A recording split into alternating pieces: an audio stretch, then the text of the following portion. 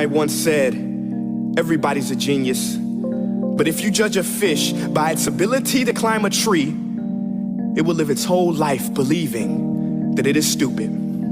Ladies and gentlemen of the jury, today on trial we have modern day schooling. Glad you could come. Not only does he make fish climb trees, but also makes them climb down and do a 10-mile run. Tell me, school, are you proud of the things you've done? Turning millions of people into robots, do you find that fun?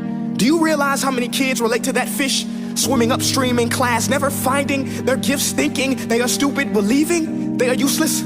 Well, the time has come, no more excuses. I call school to the stand and accuse him of killing creativity, individuality, and being intellectually abusive. He's an ancient institution that has outlived his usage. So, Your Honor, this concludes my opening statement, and if I may present the evidence of my case, I will prove it. Proceed. Exhibit A. Here's a modern day phone. Recognize it? Here's a phone from 150 years ago. Big difference, right? Stay with me. Here's a car from today, and here's a car from 150 years ago. Big difference, right? Well, get this. Here's a classroom of today, and here's a class we used 150 years ago. Now ain't that a shame? In literally more than a century, nothing has changed. Yet you claim to prepare students for the future? But with evidence like that, I must ask, do you prepare students for the future or the past? I did a background check on you and let the record show that you were made to train people to work in factories, which explains why you put students in straight rows, nice and neat, tell them sit still, raise your hand if you want to speak, give them a short break to eat, and for 8 hours a day, tell them what to think.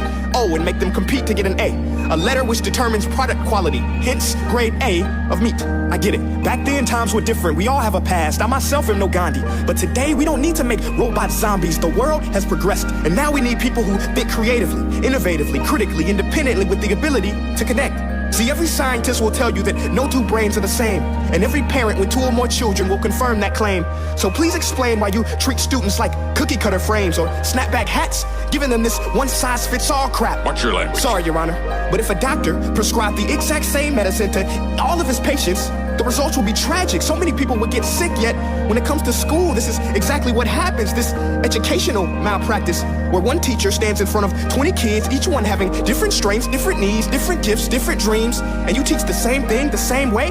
That's horrific. Ladies and gentlemen, the defendant should not be acquitted. This may be one of the worst criminal offenses ever to be committed. And let's mention the way you treat your employees. Objection. Overruled. I want to hear this. It's a shame.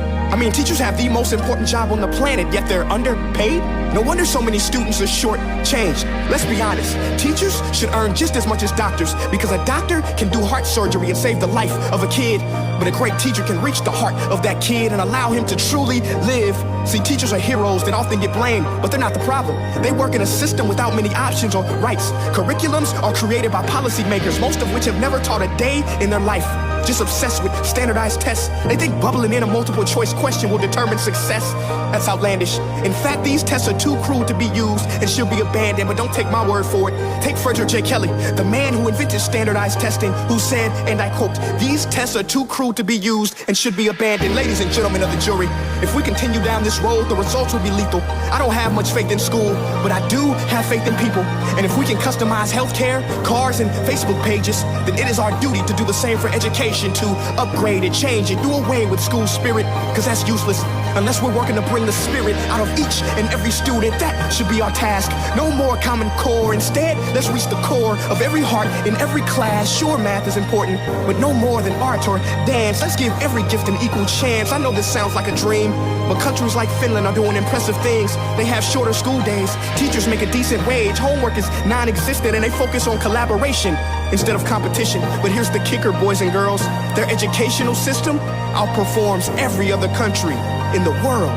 Other places like Singapore are succeeding rapidly. Schools like Montessori, programs like Khan Academy, there is no single solution.